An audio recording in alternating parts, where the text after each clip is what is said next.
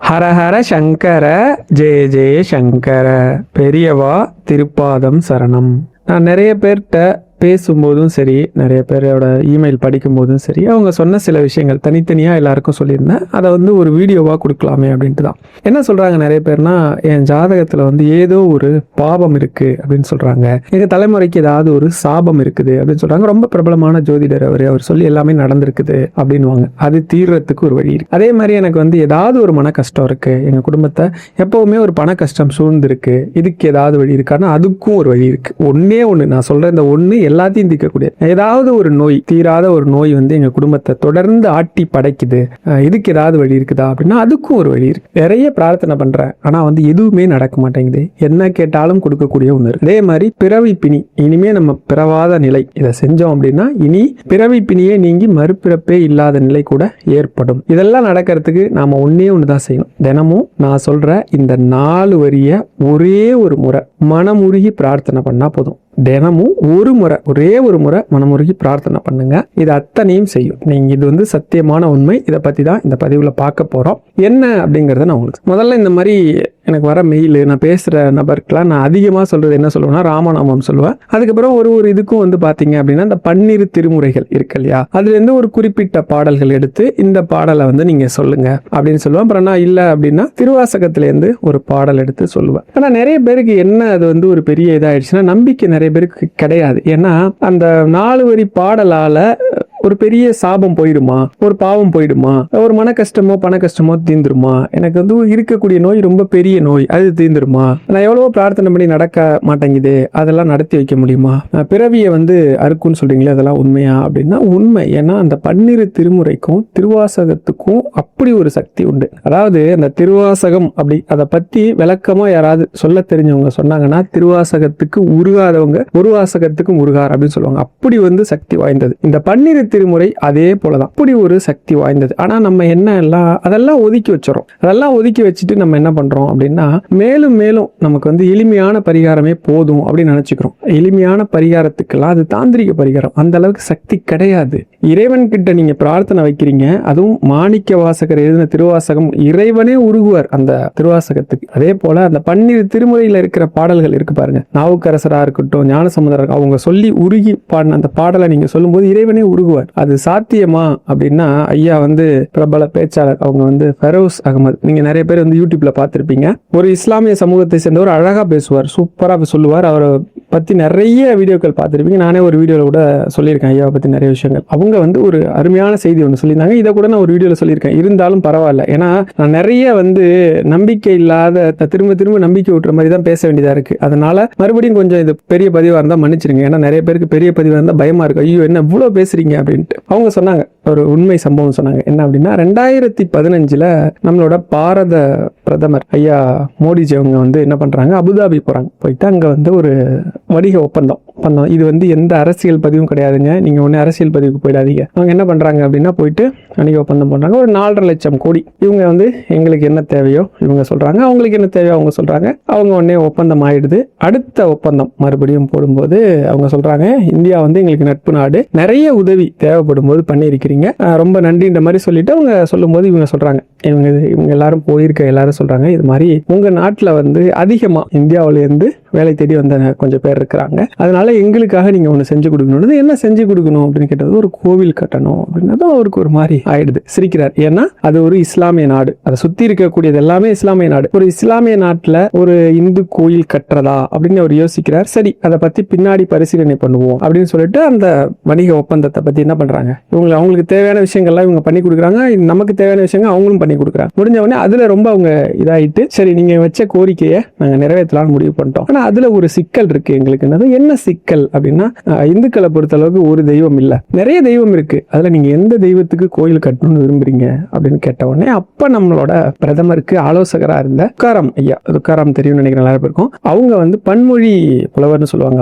அவர் எப்படின்னா பல மொழிகள் தெரிஞ்சவர், சொல்லின் செல்வர்னு வாங்க. அவர் என்ன அப்படின்னா, என்ன வார்த்தையை பயன்படுத்தினா நமக்கு சாதகமான விஷயங்கள் நடக்கும் நல்லா தெரிஞ்சவர். அவர்கிட்ட சொல்லி இந்த விஷயத்த பேசி முடிக்க சொல்றாங்க. இப்போ ஒரு 18 கடவுளோட போட்டோ வச்சிருக்கிறாங்க. கட்டி இதுல ஒவ்வொருத்தரை பத்தி எக்ஸ்பிளைன் பண்றாங்க. இதுல எந்த கோவில் கட்டலாம், எது அவங்க சம்மதிக்கிறாங்க அப்படிங்கிறதுக்காக ஃபர்ஸ்ட் ஒரு போட்டோவை காட்டுறாங்க. யார் இவரு, என்ன கடவுள் இவரு, இவர் வந்து கண்ணை மூடிக்கிட்டு வரவங்களுக்கு எல்லாருக்கும் வாரி வாரி வழங்கக்கூடியவர். எதை கேட்டாலும் முன்னாடி இருக்கிறவன் நல்லவன் கெட்டவன் பாவி அதெல்லாம் பார்க்க மாட்டார். கண்ணை மூடிக்கிட்டு அவன் என்ன கேட்குறானோ அதை அப்படியே கொடுக்கக்கூடியவர். எல்லாம் நல்லதா இருக்கட்டும், எல்லோரும் நல்லா வாழட்டும் நினைக்கக்கூடிய கடவுள். இவர் பேர் என்ன அப்படின்னா இவர் தான் பெருமாள். பெருமாள் அப்படியா? பெருமாள்னா அப்படின்னதும் ஒரு பெருமாளை பத்தி சொல்லிட்டு உடனே செல்வத்தை வாரி வழங்கக்கூடிய கடவுள் அப்படியா? இவர் பேர் பெருமாள் இல்ல, பெருமாள். மால்னா பணம், பணத்தை கொடுக்கக்கூடிய கடவுள். சரி இருக்கட்டும் அப்படின்னு சொல்லிட்டு ஒரு போட்டோ வச்சுட்டு அடுத்து ஒரு போட்டோ எடுத்து காட்டுறாங்க. இது ஃபரோஸ் ஐயா சொல்லும்போது சூப்பரா சொல்லியிருப்பாரு. அவர் மாதிரி 0.1% கூட என்னால சொல்ல முடியாது, இருந்தாலும் சொல்றேன். ரெண்டாவது போட்டோ எடுத்து காட்டுறாங்க. யார் இவரு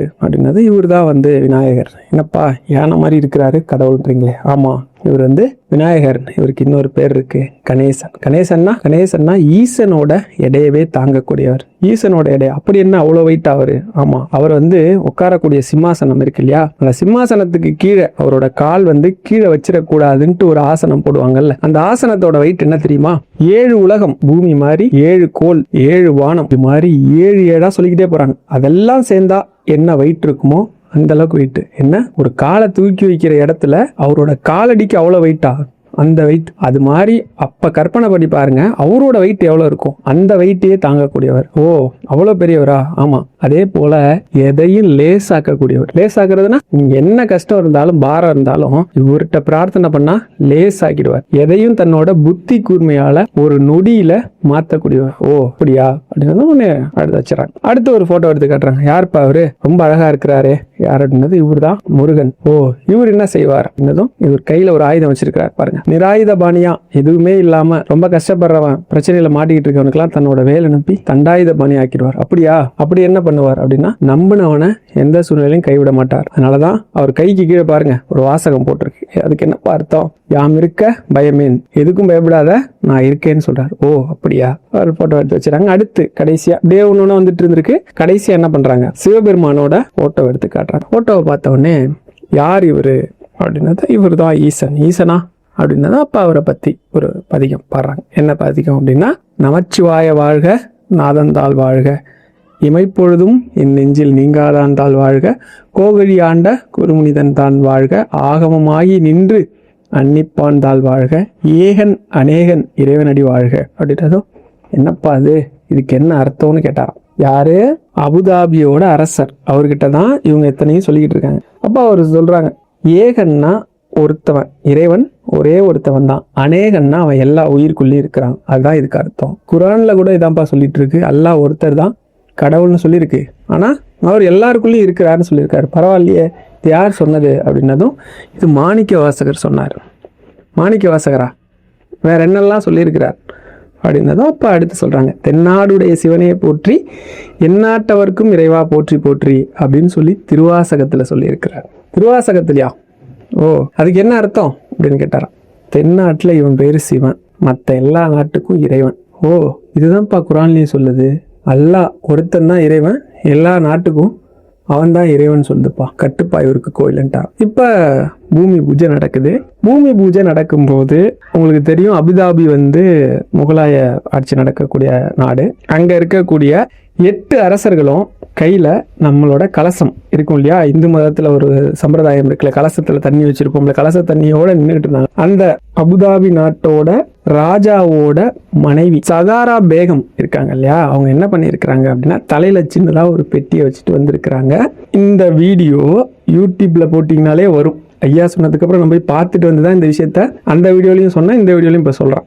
என்ன அப்படின்னா, அல்ஜீரா அப்படின்னு சொல்லிட்டு UAEயோட அஃபிஷியல் டிவி சேனல் இருக்கு. அவங்க லைவா டெலிகாஸ்ட் பண்றாங்க இந்த விஷயத்தை. என்ன அப்படின்னா, அவங்க அந்த அம்மா, அந்த அரசரோட மனைவி இருக்காங்க இல்லையா, தலையில ஒரு பெட்டி வச்சுட்டு வராங்க. அப்ப சுத்தி இருந்த எல்லாரும் என்ன நினைக்கிறாங்க அப்படின்னா, கண்டிப்பா பொதுவாக எப்படி வருவாங்க அப்படின்னா, அந்த மாதிரி பெட்டியில் என்ன இருக்கும் அப்படின்னா குரான் இருக்கும். குரானை வச்சு எடுத்துகிட்டு வராங்க. கோவிலில் வந்து ஏதோ ஒரு இடத்துல வைக்க போகிறாங்க அப்படின்னு சொல்லி எல்லாருமே எதிர்பார்த்தாங்களாம். ஆனால் அந்த அம்மா அப்படி தலையில் எடுத்துகிட்டு வந்து வச்சாங்க இல்லையா ஒரு பெட்டி, அதை இறக்கி கீழே வைக்கிறாங்க. அந்த பெட்டியை திறந்தா அந்த பெட்டிக்குள்ளே இருந்தது திருவாசகம். ஒரு முகலாய ஆட்சி பண்ணக்கூடிய நாட்டில் இருக்கக்கூடிய ஒரு முகலாய மன்னனுக்கே திருவாசகம் பிடிக்குதுன்னா அப்போ அதோட பெருமை என்னன்னு பாருங்க. திருவாசகத்தில் இருக்க ஒரு 4 வரிக்கு அர்த்தம் சொன்னதுக்கு ஒரு முகலாய மன்னனே மனம் இறங்கி மனம் மகிழ்ந்து ஒரு இந்து கோயில் கட்டி கொடுக்கிறார் அப்படின்னா, கடவுள் முன்னாடி படிச்சா கடவுள் என்னெல்லாம் கொடுப்பார் மனமுருகி. இதை விட திருவாசகத்தை பற்றி உயர்வாக சொல்லக்கூடிய வேற சம்பவமே கிடையாது. திருவாசகத்தால் பண்ண முடியாததே கிடையாது. திருவாசகத்துக்கு உருகார், உருவாசகத்துக்கு முருகார் அப்படின்னு சொல்லுவாங்க. அந்த அளவுக்கு ரொம்ப ரொம்ப சக்தி வாய்ந்தது. அதே மாதிரி பன்னிரு திருமுறை. ஏன் இப்போ நான் இந்த கதையை இங்கே சொன்னேன்? வேறு ஒரு விஷயத்தை பின்பற்றக்கூடியவங்க, வேறு ஒரு இறைவனை பின்பற்றக்கூடியவங்களுக்கே அந்த விஷயம் பிடிக்குது, அது மேலே ஒரு நாட்டம் வருது அப்படின்னா நம்ம அதுதான் நமக்கு எல்லாமுமா இருக்குதா நம்ம நம்பிட்டு இருக்கோம். அப்படி இருக்கும்போது நாம ஏன் அதை நம்புறதே இல்லை? ஏதாவது ஒரு பரிகாரம் பண்ணணும்னு நினைக்கிறோம். ஏன் ஒரு இறைவனுக்காக பாடப்பட்ட இத்தனை பாடல்கள், எத்தனையோ அற்புதங்கள் பண்ண பாடல்களை சொன்னா தீரும்னு நினைக்கிறதில்ல. நான் ஒரே ஒரு பாட்டு மட்டும் சொல்றேன். இந்த ஒரு பாட்டு நீங்க மேல சொன்ன எல்லாமும், எந்த ஜென்மத்து பாவமும் சாபம் எதையும் அழிக்கக்கூடியது, கேட்டதை கொடுக்கக்கூடியது, நோயை தீர்க்கக்கூடியது, உங்களுக்கு எந்த கஷ்டம் இருந்தாலும் போக்கக்கூடிய, மறுபிறப்பே இல்லாத வாழ்க்கையை உங்களுக்கு கொடுக்கக்கூடிய அப்படி ஒரு பாடல். இது பன்னிரு திருமுறையில வரக்கூடிய திரு ஆலவாய் திருமுறை திருப்பதிகம். நாவுக்கரசர் சுவாமி பாடினது. அதுல 3வது பாடல் இது. ஒரு மருந்தாகி உள்ளாய் உம்பரோடு உலகுக்கெல்லாம் பெருமருந்தாகி நின்றாய் பேரமுதின் சுவையாய் கருமருந்தாகி உள்ளாய் ஆளும் வல்வினைகள் தீர்க்கும் அருமருந்து ஆளவாய் அப்பனே அருள் செய்யாயே. என்ன அர்த்தம் அப்படின்னா, ஒரு மருந்து, ஒப்பற்ற தேவாமிர்தமா இருக்கக்கூடியவனே, ஒரே ஒரு மருந்து, எல்லாத்தையும் போக்கக்கூடியதா இருக்கவனே, பெருமருந்து, தேவர்கள் மக்கள் எல்லாருக்குமா ஒரே மருந்தா பெருமருந்தா இருக்கக்கூடியவனே, பேரமுதின் சுவையாய், அதனா அமுதத்தை விட ரொம்ப சுவையான, அதே நேரத்துல கருமருந்தாகி உள்ளாய். கருமருந்து அப்படின்னா பிறவி பிணி, மறுபடியும் பிறக்காம இருக்க அந்த பிறவியை தடுக்கக்கூடிய ஒரு மருந்து, அதுதான் கருமருந்தாகி உள்ளாய். அடுத்த வரி கவனிங்க. ஆளும் வல்வினைகள் தீர்க்கும் அருமருந்து. ஆளும் வல்வினைகள்னா என்ன? நாம செய்திருக்கக்கூடிய எல்லா முன்ஜென்ம கர்மாவும் பாவமும் சாபமும் எதெல்லாம் நமக்கு இப்ப பிரச்சனையை கொடுத்துக்கிட்டு இருக்கோ, எதெல்லாம் நமக்கு தொடர்ந்து பிறவியை கொடுக்குதோ, எதெல்லாம் தொடர்ந்து நமக்கு மன கஷ்டத்தை கொடுக்குதோ, எதெல்லாம் தொடர்ந்து நமக்கு நோயை கொடுக்குதோ, எதனால நம்ம இந்த வாழ்க்கையில இவ்வளவு துன்பங்கள் அனுபவிக்கிறோமோ, எதனால நம்ம இறைவனை சரணாகதி பண்ண முடியலையோ, அது எல்லாமே ஆளும் வல்வினைகள் தீர்க்கும் அருமருந்து ஆளவாய் அப்பனே அருள் செய்யாயே. அவ்வளவுதான். இந்த 4 வரியை படிச்சா போதும், அடுத்த பிறவிங்கிறதே வராதுன்னு சொல்றாரு. அதே மாதிரி இந்த வல்வினைகள், நம்மள முன் ஜென்மத்துல பண்ணியிருக்கக்கூடிய எப்படிப்பட்ட மன்னிக்க முடியாத பாவமா இருந்தாலும் சரி, சாபமா இருந்தாலும் அத்தனையும் அழிக்கக்கூடியது ஒரே ஒரு மருந்து. அது நீதான். உன்னை நினைச்சு இந்த பாட்டை பாரு. எப்ப சொல்லலாம், எப்ப வேணா சொல்லலாம். ஆனா எப்படி சொல்லணும்?